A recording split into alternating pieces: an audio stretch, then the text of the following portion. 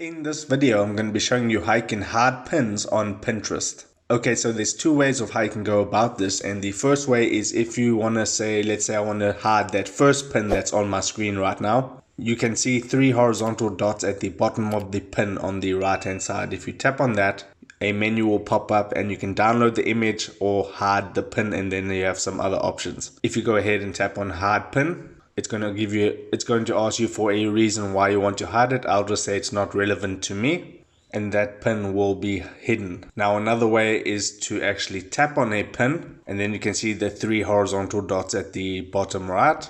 Tap on that, and then you can see it says hide pin there as the fourth option. Once again, give a reason, and then that pin will be hidden. So that is how you hide pins on Pinterest in 2020. If this video helped you out, make sure to hit the like button and subscribe for more. Take care.